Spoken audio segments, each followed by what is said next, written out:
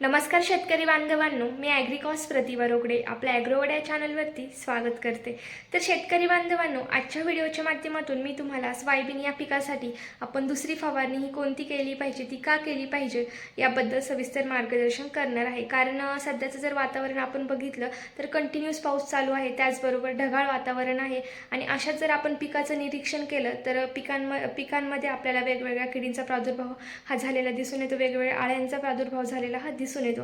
आणि महत्त्वाचं म्हणजे ढगाळ वातावरण असलं की बुरशीचा प्रादुर्भाव हा 100% होतो. तर याच्या सर्व नियंत्रणासाठी आपण कोणते कंटेंट असलेले औषधं घेतले पाहिजे किंवा कॉम्बिनेशनमध्ये आपण औषधांचा वापर कशा पद्धतीने केला पाहिजे याबद्दलच आज आपण सविस्तर माहिती बघणार आहोत.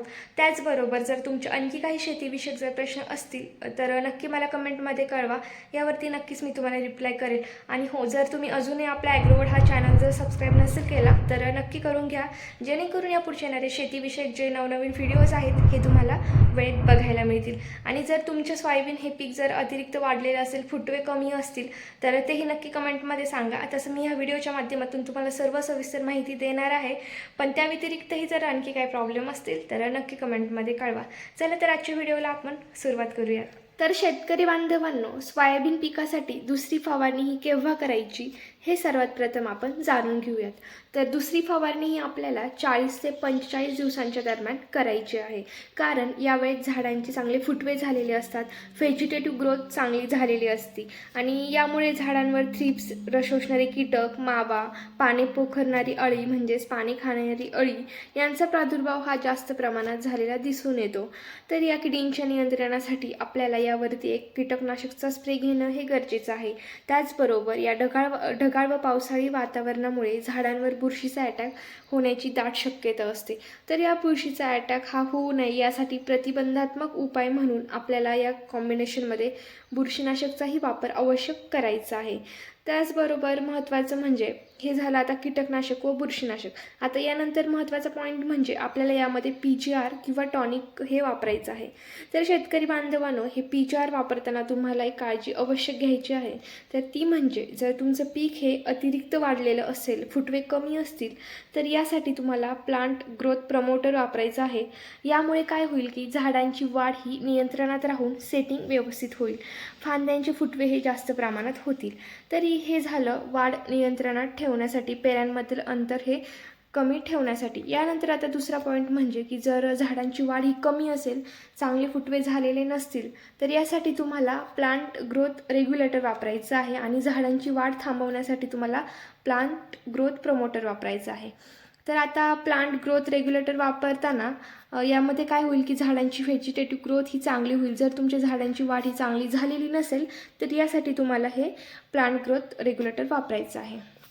तर शेतकरी बांधवांनो, ह्या सर्व किडींच्या नियंत्रणासाठी, बुरशीच्या नियंत्रणासाठी, त्याचबरोबर झाडांच्या वाढीसाठी किंवा अनावश्यक वाढीसाठी मी तुम्हाला कॉम्बिनेशनमध्ये आता औषध सांगणार आहे.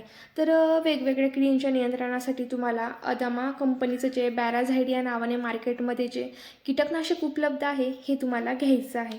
यामध्ये नोव्हॅल्युरॉन 5.25% प्लस इमॅक्टिन बेन्झॉइड 0.9% SC फॉर्म्युलेशनमध्ये हे औषध प्रेझेंट आहे. याचं प्रमाण घेताना हे तुम्हाला 20 लिटरसाठी 30 ml असं याचं प्रमाण घ्यायचं आहे, म्हणजेच 1 लिटर पाण्यासाठी 1.5 ml असं. तर हे झालं कीटकनाशक. यानंतर बुरशीनाशकमध्ये तुम्हाला क्रिस्टल या कंपनीचं टिल्ट हे बुरशीनाशक वापरायचं आहे. यामध्ये प्रोपेकॅनझॉल 25% EC ह्या फॉर्म्युलेशनमध्ये हे औषध प्रेझेंट आहे. याचं प्रमाण घेताना हे तुम्हाला 200 ml एकरी वापरायचं आहे, फवारायचं आहे. त्याचबरोबर शेतकरी बांधवांनो, तुमच्या सोयाबीन या पिकाची वाढ जर जास्त असेल तर यासाठी तुम्हाला सिजंटा या कंपनीचं कल्टर हे प्लांट ग्रोथ प्रमोटर वापरायचं आहे. याचं प्रमाण घेताना हे तुम्हाला 20 लिटरसाठी 5 ml वापरायचं आहे.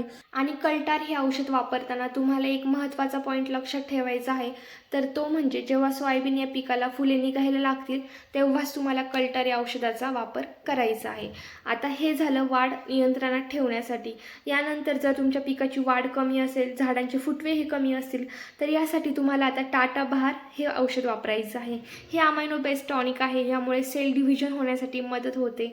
तर याचं प्रमाण घेताना हे तुम्हाला 40 ml 20 लिटरसाठी असं वापरायचं आहे. म्हणजेच 1 लिटर पाण्यासाठी 2 ml असं औषधाचं प्रमाण तुम्हाला घ्यायचं आहे.